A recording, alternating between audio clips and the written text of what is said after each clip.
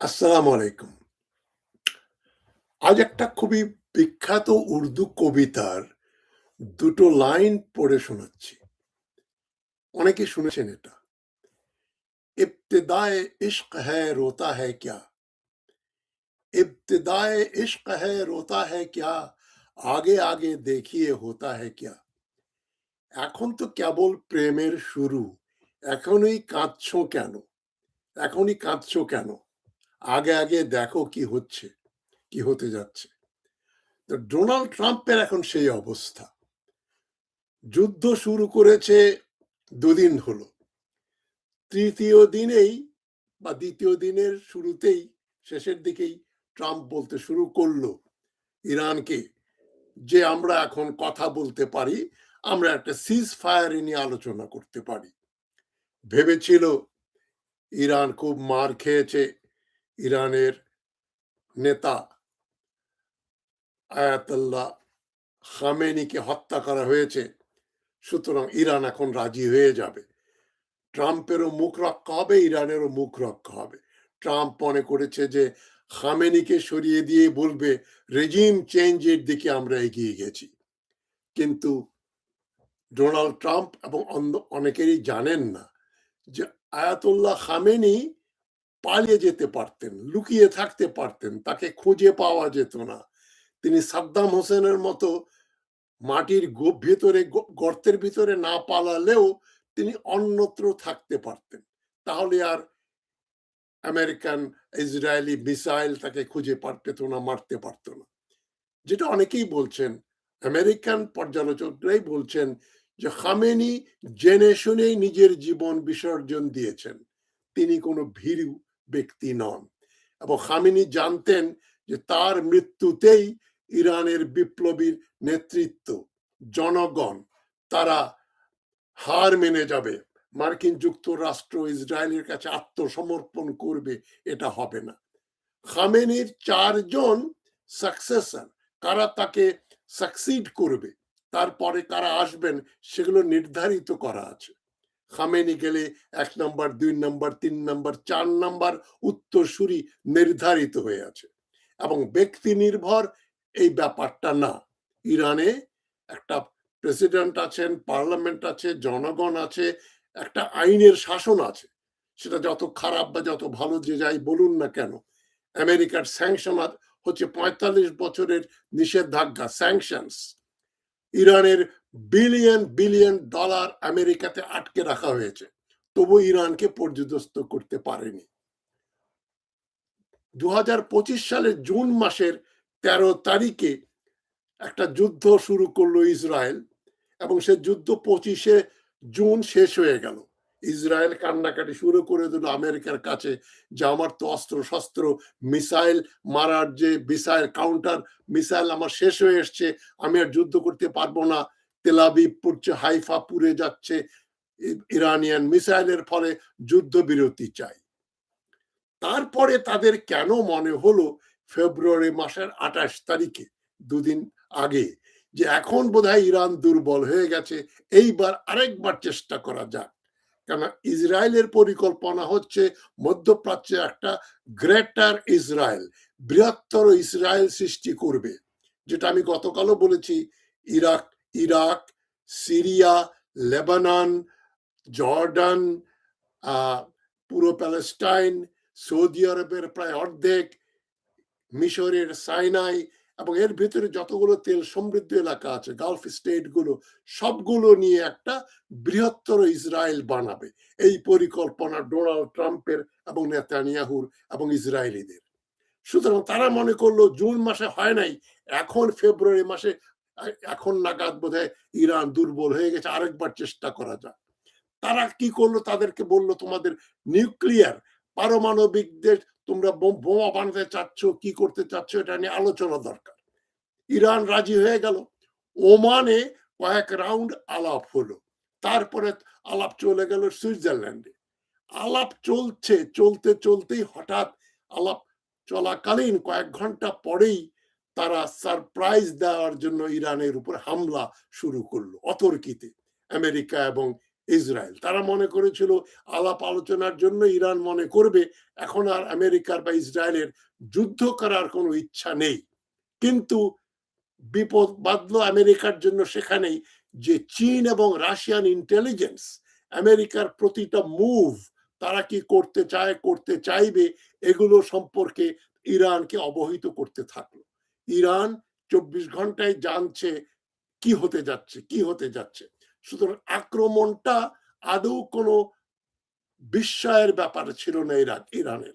এবং ইরান ওই আক্রমণ হওয়ার কিছুক্ষণের মধ্যে তারা রিটালিয়েট করলো এবং বলল যে এই অঞ্চলে মার্কিন যুক্তরাষ্ট্রের যত ঘাঁটি আছে এবং ইসরায়েল এখন আমাদের জন্য বৈধ টার্গেট।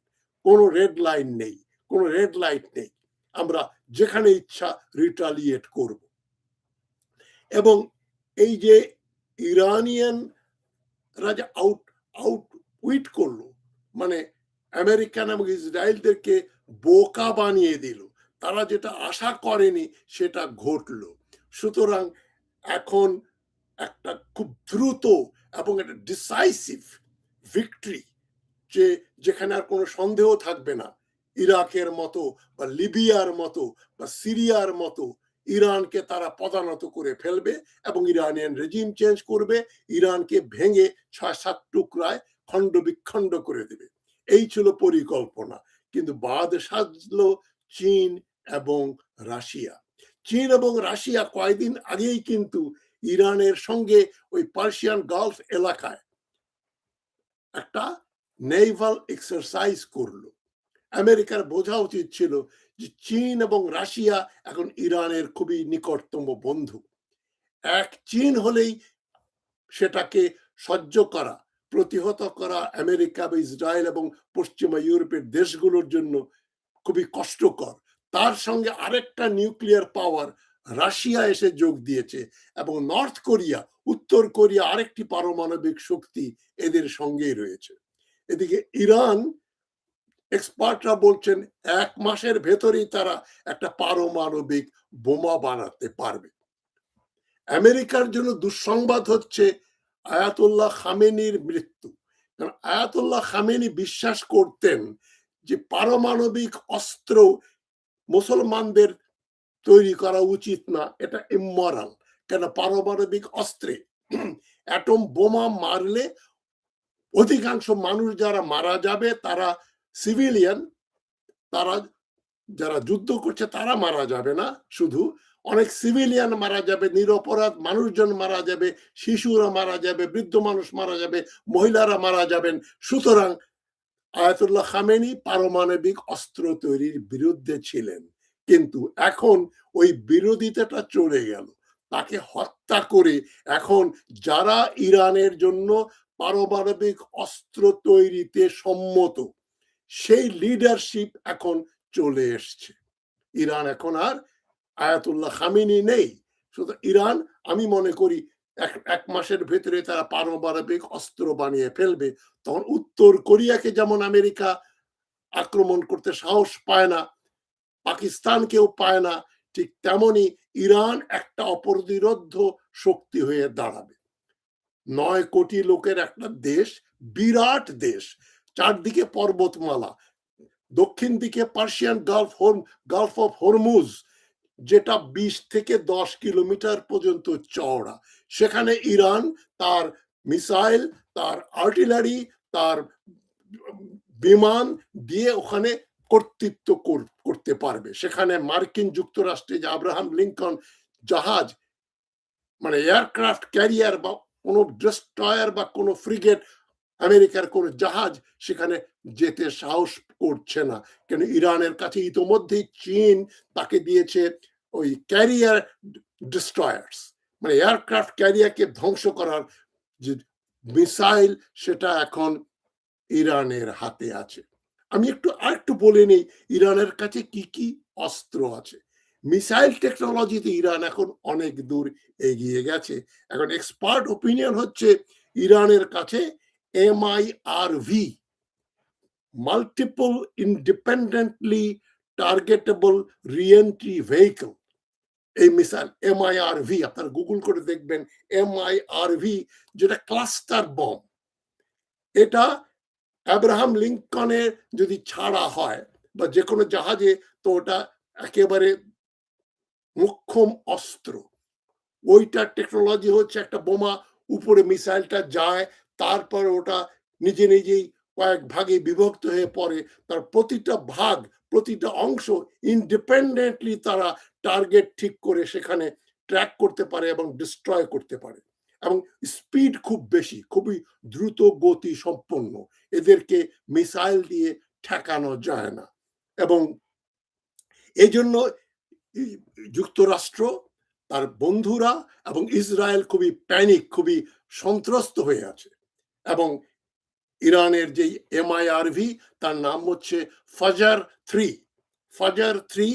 তারপর হাইপারসনিক মিসাইল আছে ফাতাহ 1, খাইবার শিকান, এই দুটো, ফাতাহ 1, খাইবার শিকান, হাইপারসনিক মিসাইলস। আর MIRV, multiple independently targetable re-entry vehicle, মানে সুপারসনিক, এই যে এই যুদ্ধের পারমাণবিক বোমা বা অন্য বোমা সেখানে ব্যবহার করা যাবে, সেগুলো রয়েছে সেখানে। এখন যেটা এক্সপার্টরা বলছেন, জুন 2025 সালের ইরান আর ফেব্রুয়ারি মাসের বা মার্চ মাসের ইরান টোটালি ভিন্ন। ইতোমধ্যে চীন তাকে এত অস্ত্র শস্ত্র দিয়েছে যে এখন 6 মাস আগে যে ইরান ছিল তার চাইতে অনেক বেশি শক্তিশালী। তবে CNN বলেন, BBC বলেন, আল জাজিরা বলেন, যতগুলো নাম করা টেলিভিশন স্টেশন রয়েছে, মিডিয়া আউটলেট রয়েছে, তারা কেউই দেখাচ্ছে না ইরানের মিসাইল আক্রমণে আমেরিকান বেসগুলো এবং ইসরায়েলের কি অবস্থা হয়েছে। বিভিন্ন ইন্ডিপেন্ডেন্ট ভিডিওতে আমরা যা দেখলাম, মানে ইসরায়েলের 12টা বাজিয়ে দিয়েছে। মানে UAE, Dubai, Abu Dhabi, Bahrain, Kuwait এবং ইরাকের এরবিল অঞ্চল, তার যেখানে আমেরিকান ঘাঁটি রয়েছে, জর্ডান এবং সৌদি আরবে যেখানে যেখানে আমেরিকান ঘাঁটি, সেগুলোর অবস্থা দুর্বিষহ করে দিয়েছে। দুবাই বিমানবন্দরে বোমা ফেলেছে, কুয়েত বিমানবন্দরে লোকজন পালিয়ে যাচ্ছে, এবং ইসরায়েলের বিভিন্ন শহরে তারা যে হারে মিসাইল ফেলছে, যেটা অ্যানালিস্টরা বলছেন যে জুন মাসে বা তার আগে যে ইরান মিসাইল ফেলতো তার চাইতে অনেক অ্যাকিউরেট, আরো সূক্ষ্মভাবে তারা টার্গেট গুলো হিট করছে। এবং ইতোমধ্যে কয়েকশো মিসাইল ছুড়েছে তারা ইসরায়েল এবং মার্কিন যুক্তরাষ্ট্রের ঘাঁটিগুলোতে। বাহরাইনের অবস্থা খুবই খারাপ, কয়েকজন বাঙালি শ্রমিকও সেখানে মারা গেছেন এবং অজস্র মানুষ সেখানে মারা যাচ্ছে। ইসরায়েল সম্বন্ধে বলা হচ্ছে 9 জন, 9 জন না 900 জন আমরা জানি না। মার্কিন যুক্তরাষ্ট্রে বলছে 3 জন সেনা নিহত হয়েছে, 3 জন না 300 জন আমরা জানি না। যুদ্ধের সময় সবচেয়ে বড় যে জিনিসটা মার খায়, হারিয়ে যায়, সেটা হচ্ছে সত্য, truth. Truth is the first casualty of war. যুদ্ধ, সত্য হচ্ছে যুদ্ধের সবচেয়ে বড় যারা টার্গেট। সুতরাং ট্রাম্প এখন প্যানিকিং। ট্রাম্প বলছে চলো আমরা একটা আলোচনা করি। ইরান বলছে আলোচনা তো কবে শেষ, ওই পর্ব শেষ, এখন আমরা যুদ্ধ করব। তা এখন ট্রাম্প খুব নার্ভাস হয়ে পড়েছে, ইসরায়েল খুব নার্ভাস হয়ে পড়েছে। এখন যুক্তরাজ্য, ব্রিটেন আবার জয়েন করছে আমেরিকাকে, বলছে আমাদের ঘাঁটিগুলো তোমরা ব্যবহার করতে পারো।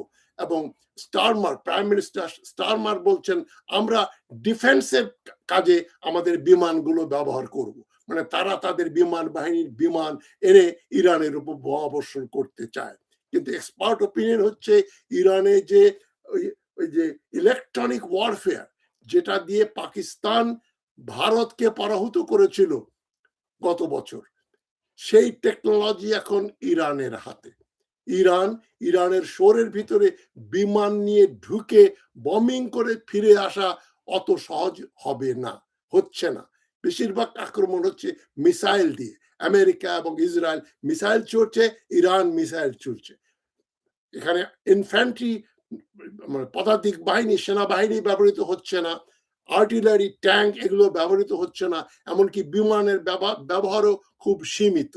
মিসাইলের খেলা হচ্ছে এবং ইসরায়েলের কাছে যে মিসাইল, ইরানের কাছে যে মিসাইলগুলো আছে বললাম MIRV, যেটা আছে রাশিয়ার কাছে, আমেরিকার কাছে, রাশিয়া, আমেরিকা, ব্রিটেন, ফ্রান্স এবং চীন, এই দেশগুলোর কাছে MIRV আছে। এখন ইরানের কাছেও সেই MIRV মিসাইল আছে। মানে নন নিউক্লিয়ার পাওয়ারের ভেতরে একমাত্র ইরান, যার কাছে MIRV মিসাইল রয়েছে, যেটা আমেরিকা জানতো না, তারা কল্পনাও করতে পারেনি। সুতরাং ইউএস ক্যাজুয়ালিটি বাড়বে এবং এই যুদ্ধটা এখন ট্রাম্প যখন ইরান বলল যে আমরা যুদ্ধ থামাবো না, আমরা যুদ্ধ করে যাব, ট্রাম্প বলছে এই যুদ্ধ 4 সপ্তাহ চলবে বা বেশিও চলতে পারে। খুব লক্ষণীয়, 4 সপ্তাহ অথবা আরো বেশি চলতে পারে। এবং জেফ্রি স্যাক্স বলেছেন, মার্কিন যুক্তরাষ্ট্র কলাম্বিয়া ইউনিভার্সিটি ইকোনমিক্সের প্রফেসর, হিউম্যান রাইটস অ্যাক্টিভিস্ট, খুবই নীতিবান প্রফেসর, জেফ্রি স্যাক্স বলেছেন এই যুদ্ধ মার্কিন যুক্তরাষ্ট্র শুরু করেছে ইরানে আধিপত্য স্থাপন করার জন্য, ইরানের তেলের খনি দখল করার জন্য, ইরানকে পর্যদস্ত করার জন্য, ইসরায়েলকে শক্তিশালী করার জন্য। সবগুলোই ফেইল করবে এবং ইরানকে কেউ দোষ দিতে পারবে না যে আলোচনা তো করছিল ইরান, যুদ্ধ শুরু করলো আমেরিকা এবং ইসরায়েল। ইরানকে যুদ্ধ করার জন্য দায়ী করা যেতে পারে না এবং ইরানকে ফরচুনেটলি, সৌভাগ্যবশত, চীন ইনফরমেশন গুলো দিচ্ছে ঘন্টায় ঘন্টায়, মিনিটে মিনিটে, যে তাদের আমেরিকার কি পরিকল্পনা। সেই অনুযায়ী ইরান কিন্তু আদৌ সারপ্রাইজড হয়নি। এটা আমেরিকা এবং ইসরায়েল আশা করতে পারেনি। অ্যানালিস্টরা বলছেন এই যুদ্ধে মার্কিন যুক্তরাষ্ট্র, ইসরায়েল কোনোদিনও এই যুদ্ধে বিজয়ী হবে না এবং তাদের জন্য এটা একটা খুবই কস্টলি ওয়ার হবে। খুবই মানে অনেক টাকা তাদের নষ্ট হবে, অনেক অনেক সৈন্য মারা যাবে, অনেক অর্থের অপচয় হবে, অস্ত্র শস্ত্র নষ্ট হবে এবং ইরান কোনোদিনও সারেন্ডার করবে না। ইরান জানে সারেন্ডার করলেই তার অবস্থা হবে ইরাকের মতো বা লিবিয়ার মতো বা সিরিয়ার মতো। ইরান নিশ্চিহ্ন হয়ে যাবে। এখানে যারা আয়াতুল্লাহ খামেনি বা আয়াতুল্লাহদের সমর্থন করে না, তারাও চায় না যে তাদের দেশটা খণ্ড বিখণ্ড হয়ে যায়। তারা যে সবাই ইসলামিক রেভলিউশনের পক্ষপাতী তা নয়, কিন্তু সবাই দেশপ্রেমিক ইরানিয়ান। আমেরিকার ডোনাল্ড ট্রাম্প আর ইসরায়েলের নেতানিয়াহু ইরানে সব শ্রেণীর মানুষের কাছেই খুবই ঘৃণ্য ব্যক্তিত্ব। সুতরাং এখন ইসরায়েলে খুবই স্ট্রিক্ট সেন্সরশিপ করা হয়েছে, সোশ্যাল মিডিয়া স্লো করা হয়েছে, ইন্টারনেট স্লো ডাউন করেছে এবং সোশ্যাল মিডিয়াকে কন্ট্রোল করছে। সুতরাং ইসরায়েলে যে বোমা বর্ষণ হচ্ছে এবং আমেরিকার ঘাঁটিগুলোতে যে অনর্গল বোমা মিসাইল ছুটছে ইরান, সেগুলো আপনারা দেখবেন না। CNN, BBC, আল জাজিরা দেখলে ওখানে কিচ্ছু পাবেন না। এগুলো পাওয়া যাবে বিভিন্ন ইউটিউবাররা প্রাইভেটলি, যারা ইউটিউবে ওই ছবিগুলো তুলে, ভিডিওগুলো তুলে ওদের কাছে দিয়েছে, সেখানে দেখা যাচ্ছে। সুতরাং এখন ট্রাম্প বা বলছে যে আমার এই যুদ্ধ 4 সপ্তাহ চলবে বা বেশি চলবে, তবে পাবলিক অপিনিয়ন, আমেরিকানরা ট্রাম্পকে নির্বাচিত করেছিল এই কন্ডিশনে। ট্রাম্প বলেছিল আমি যদি প্রেসিডেন্ট হই তাহলে আর পূর্বেকার প্রেসিডেন্টদের মতো আমি আমেরিকার বাইরে কোনো যুদ্ধে জড়িত হব না, কোনো দেশ আমি দখল করব না, কোনো দেশে যুদ্ধ করব না। ভেনেজুয়েলাতে কি করলো দেখলেন? ভেনেজুয়েলার প্রেসিডেন্ট মাদুরোকে ধরে নিয়ে গেল তেল নেওয়া চুরি করার জন্য। ওইদিকে তারা গ্রিনল্যান্ড দখল করতে চায় ডেনমার্কের কাছ থেকে। এই আজকেই তো ট্রাম্প কানাডার প্রধানমন্ত্রীকে বলছেন আপনি রিজাইন করেন, কেননা কানাডা আমেরিকার সঙ্গে যুদ্ধে যাচ্ছে না এবং তার মিত্ররাও ট্রাম্পকে ছেড়ে দিচ্ছে। নেটো খুবই রাগান্বিত ট্রাম্পের উপরে। ট্রাম্প এখন বন্ধু হয়ে যাচ্ছে এবং মার্কিন যুক্তরাষ্ট্রে মাত্র 27% লোক এই ইরানে যে আক্রমণ করেছে, যুদ্ধ করেছে, ট্রাম্প এটাকে সমর্থন করে। 27% মানুষ যুদ্ধের পক্ষে আর 73% মানুষ আমেরিকাতে এই ইরান যুদ্ধের বিরুদ্ধাচরণ করছে। এখন এই ইম্পেরিয়াল ইনভেশন, জেফরি স্যাক্স বলেছেন it's an imperial invasion for oil, it could lead to the third world war, যেটা আমি পরশুদিন বলেছি, এটা তৃতীয় মহাযুদ্ধের দিকে যেতে পারে। জেফরি স্যাক্স সেটা আজকে বলেছেন। উনি বলছেন it's a criminal act by the US and Israel, এবং হিজেমনিক অ্যাক্টরস হচ্ছে, আধিপত্যবাদী অ্যাক্টরস হচ্ছে ইউএস এবং ইসরায়েল, এবং ইরান অলরেডি কথাবার্তা বলছিল। সুতরাং ইরানের সঙ্গে গিয়ে এই অভিযোগ দেওয়া যে তোমরা যুদ্ধ, তোমরা আলোচনা করছো না, তোমরা আণবিক পারমাণবিক বোমা বানাচ্ছ, এই দোষে ইরানকে অভিযুক্ত করা যাবে না। জেফরি স্যাক্স যেটা বলছেন তার সঙ্গে আমি একমত। তাই বাংলাদেশে অতি উৎসাহী পররাষ্ট্রমন্ত্রী মহোদয় ডক্টর খলিলুর রহমান, আপনাকে এখন একটু চিন্তা করে কথা বলতে হবে। যে কথাগুলো বলেছেন সেগুলো আপনি ফেরত নিয়ে নিন। মার্কিন যুক্তরাষ্ট্র এবং ইসরায়েলের দালালি করে আপনি হয়তো কিছুদিন কাজ করতে পারবেন, পরিশেষে আপনার জন্য বিএনপি সরকারও বদনাম হবেন, তারেক রহমানও বদনাম হবেন। সুতরাং আমি সরকারকে অনুরোধ করি, আপনার এই মার্কিন এবং ইসরায়েলপন্থী মানুষকে বাংলাদেশের পররাষ্ট্রমন্ত্রী করে রাখবেন না। এটা একটা মারাত্মক ব্যাপার। এ ব্যাপারে সিদ্ধান্ত গ্রহণ করা উচিত সরকারের। যাই হোক, আমার বিএনপি সরকারের প্রতি কোনো আমার প্রভাব নেই, আমি বললেই তারা শুনবে এটা নয়। তবে আমি তাদের শুভাকাঙ্ক্ষী হিসাবে বলছি যে বাংলাদেশিরা ওখানে আটকে যাবে, সেই অজুহাতে আপনি ইরান আক্রমণ করবে এটাকে বিরোধিতা করবেন, এটা ইরান সহ্য করবে কেন?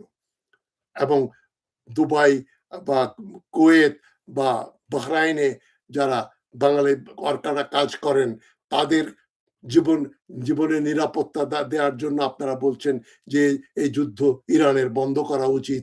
ইরান তার নিজের অস্তিত্বের জন্য যুদ্ধ করছে, যেটা আমি গতকালকের এক ভিডিওতেও একই কথা বলেছি। সুতরাং বাংলাদেশিদের কি হবে সে দায়িত্ব বাংলাদেশি সরকারের, জনগণের। কোন বিদেশি রাষ্ট্র আপনার কোন শ্রমিক কোথায় কাজ করে, তারা কি বিপদে পড়বে না বা না পড়বে, এটা নিয়ে তারা চিন্তা করবে না। আমেরিকাও করবে না, ইসরায়েলও করবে না, আর ইরান তো করবেই না। কারণ ইরানের জন্য এটা একটা সার্ভাইভাল, তাদের টিকে থাকার জন্য একটা যুদ্ধ। যুদ্ধ প্রলং করবে, এবং 4 সপ্তাহ বলছেন ট্রাম্প, হয়তো এটা 4 মাস চলতে পারে, 6 মাস চলতে পারে।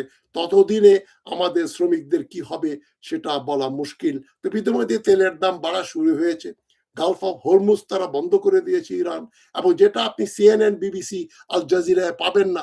অলরেডি ইরানিয়ান মিসাইল হিট করেছে ওই যে আব্রাহাম লিঙ্কন, ওদের এয়ারক্রাফট ক্যারিয়ারকে, এবং আরো কয়েকটা জাহাজে তারা হামলা করেছে।